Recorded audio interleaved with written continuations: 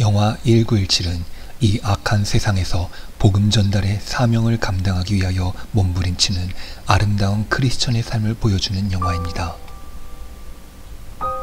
이 영상을 통하여 주인공 스콜필드가 전달하는 편지가 왜 복음을 상징하는지, 에쿠스트 도심의 조명탄과 불타는 건물이 무엇을 의미하는지, 스콜필드가 아기에게 읊어준 시는 무엇을 뜻하는지, 포탄 속 전장을 가로지르는 주인공의 모습에서 우리는 무엇을 느껴야 하는지, 그리고 영화 곳곳에 숨겨져 있는 성경을 오마주한 여러 장면들을 살펴보도록 하겠습니다. 1917년 4월 6일 이 영화의 첫 장면입니다. 감독은 왜 굳이 이 날짜를 보여줬을까요? 여느 영화처럼 1917년의 어느 날 정도로만 표시했어도 충분했었을 텐데 말입니다. 그렇습니다. 1917년 4월 6일은 부활절, 굿 프라이데이입니다. 제일 첫 장면부터 이 영화가 크리스천 영화임을 암시하고 있습니다. 제1차 세계대전에 영국군으로 참여한 스콜필드와 그의 친구 블레이크. 천주교 신부님이 되고 싶었으나 배가 고파서 포기한, 마치 텔레토비 같이 생긴 우리 블레이크는 상관의 호출을 받고 옆에서 같이 졸고 있던 제일 만만한 친구 스콜필드를 데려갑니다.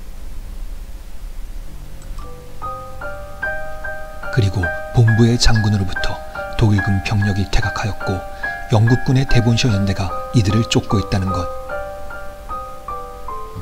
He is convinced he has them on the run. He is wrong.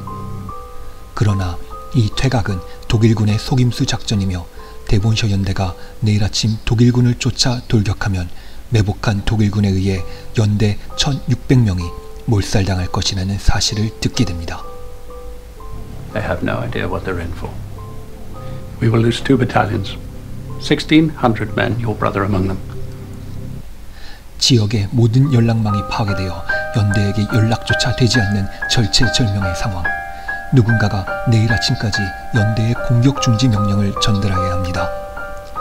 이때 우리의 텔레토비는 지도를 잘 본다는 사실, 그리고 대본쇼 연대에 자신의 친형이 복무 중이라는 사실로 인하여 장군의 명령이 적힌 친서를 내일 아침까지 대본쇼 연대에 전달하는 중책을 맡게 되고, If you don't, it will be a massacre. 우리의 스콜필드는 1+1으로 딸려가게 됩니다.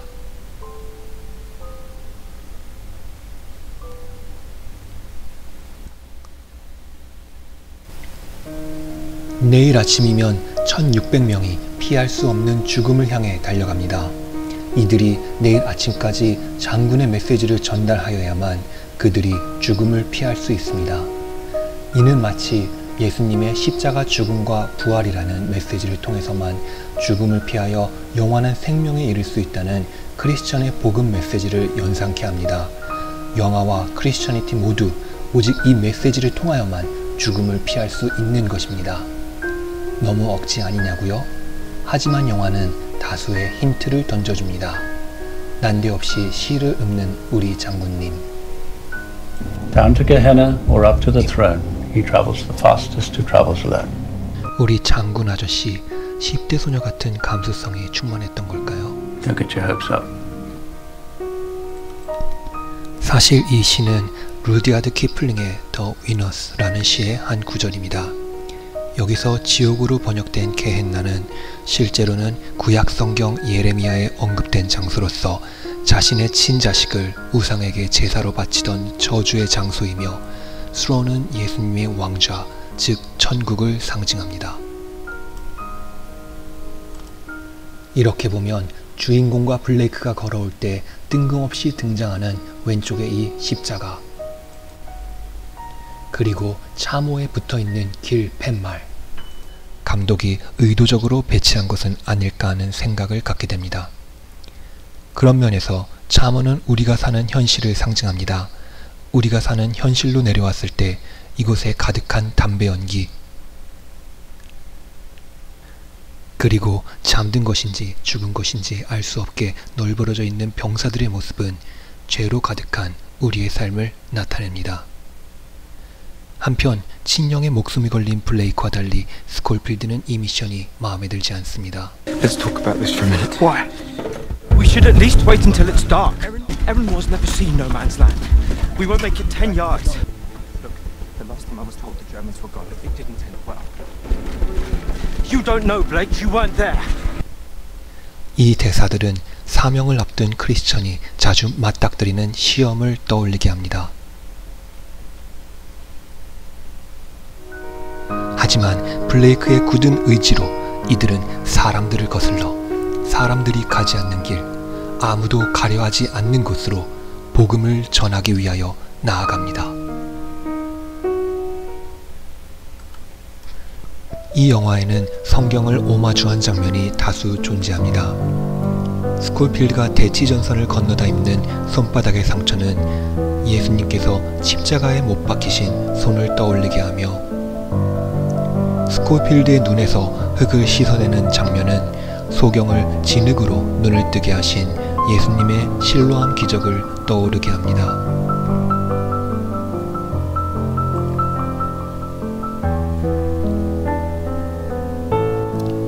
메시지를 전달하기 위해 겪는 가진 고난에 주인공은 왜 자신을 택하였냐고 따져보지만 Why in God's name did you have to choose me? 영화는 죽어서 씨앗이 되어야 하는 크리스천의 삶으로 답합니다. So these ones were goners. Oh no. They'll grow again when the stones rot. You'll end up with more trees than before. 그리고 이 체리 나무처럼 블레이크는 선한 일을 하고도 악한 세상으로 인해 순교하게 됩니다. 친구를 향한 그의 유언. Tell me you know the way. I know the way. It'll be dark by then. That won't bother me. 여기서 더 웨이는 예수님을 상징하며 주인공은 친구의 순교로 각성하여 비록 어둠이 덮칠지라도 반드시 이 메시지를, 복음을 전달하겠다는 다짐을 맺습니다. 그러고 보면 이 영화에선 모든 캐릭터들이 예수님을 참 많이도 찾습니다. 깜짝 놀랄 때도, Jesus. 감탄할 때도, Jesus. 화가 날 때도, Jesus Christ, man! 죽어갈 때도. Jesus. Jesus. 물론 영어에선 흔한 감탄사의 표현 중 하나이지만 영화 전체를 통틀어 무려 10번이나 지저스를 외쳤다는 사실이 과연 우연의 일치일까요? 한편 친구의 시신을 굳이 몇 미터 떨어진 푸른 풀밭에 누인 후 우리의 주인공은 포기하고 도망칠 수도 있었으나 생명을 구하기 위해, 복음을 전하기 위해 홀로 위험으로 뛰어듭니다.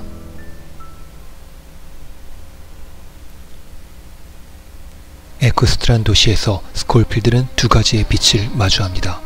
하나는 조명탄. 독일군이 쏘아올리는 이 조명탄은 스콜필드의 모습을 드러냄으로써 계속 그를 위험에 빠뜨립니다.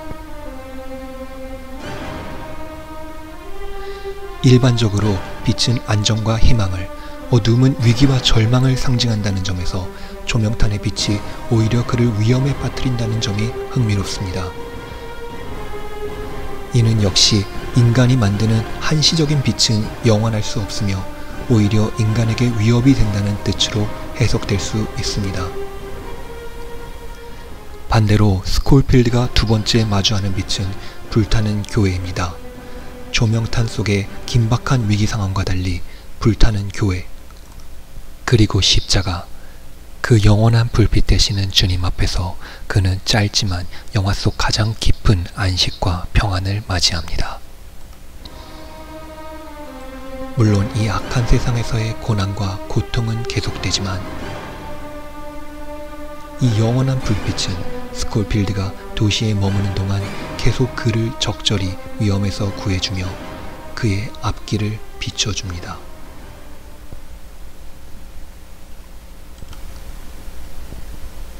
스콜필드가 맞닥뜨린 한 여인과 아기, 서랍장에 누워있는 아기의 모습에서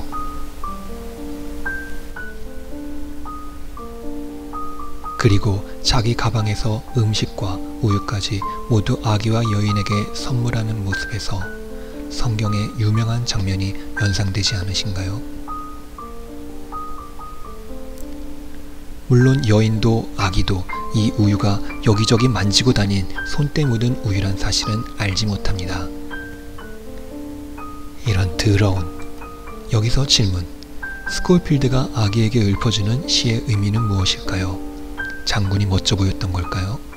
On a winter's morn, on a stormy day, far and few are the lands where the Jumblies live. And they went to sea in a ship.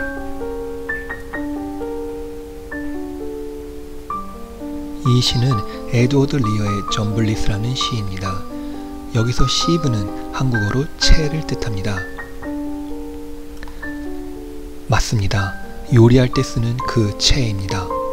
물이 숭숭 새는 채를 배처럼 타고 바다를 항해한다니 정신이 가출한 듯한 논센스의 동시입니다. 실제로 시 초반부에서는 사람들의 비웃음 속에 출항하는 모습과 항해 중 위기를 겪는 점블리스의 모습을 보여줍니다. 하지만 결국 점블리스는 모험에 성공하여 갖가지 보물을 얻게 되며 나도 채를 타고 바다로 나갈걸 이란 부러움을 사게 됩니다.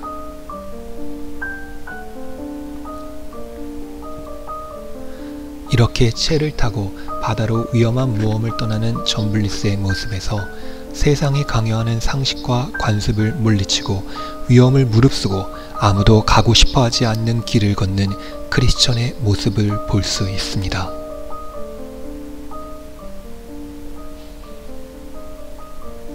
한편 이 어렵고 힘든 길, 그 고통과 고난 속에서 힘이 빠져 포기하고자 하는 우리의 주인공 스콜필드.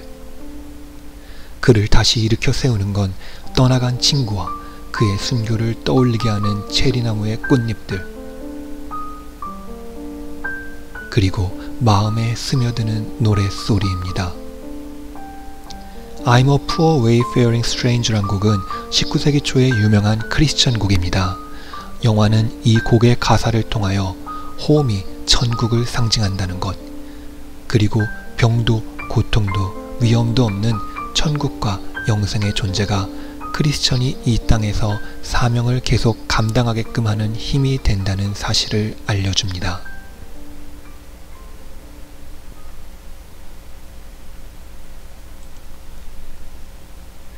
영화의 시작에서 완전 무장으로 길을 나섰던 스콜필드. 점점 모든 무장을 내려놓으면서 결국엔 맨몸에 혈혈단신이 됩니다. 이는 예수님께서 제자들을 보내시면서 하신 명령을 떠올리게 합니다. 그저 주님께만 의지하며 나아가는 사명인 것입니다. 드디어 죽음을 향해 돌격을 준비 중인 데본셔 연대를 만난 스콜필드. 참호에서 죽음을 향해 일제히 걸어가는 동료들을 해치며 나아가지만 이미 독일군의 죽음의 포격은 그들을 집어삼키고 있습니다.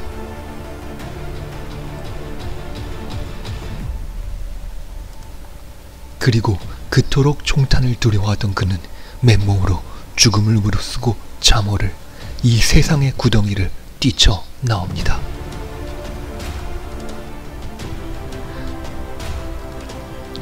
세상 사람들이 죽음을 향해 달려가는 동안 생명을 살리기 위한 방향으로 죽을 힘을 다해 뛰는 크리스천.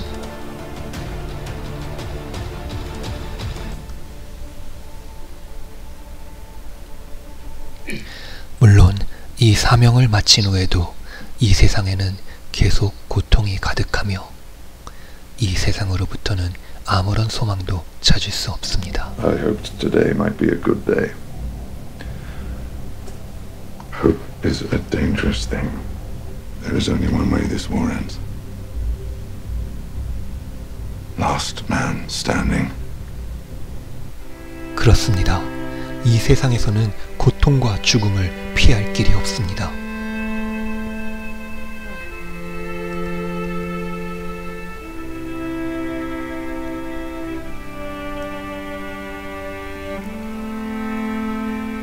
그러나 사명을 마친 주인공이 향하는 푸른 나무.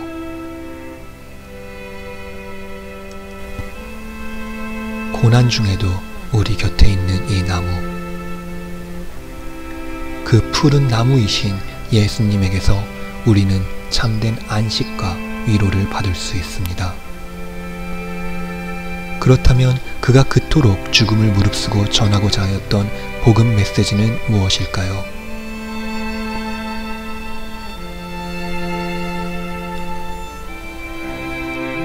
그렇습니다.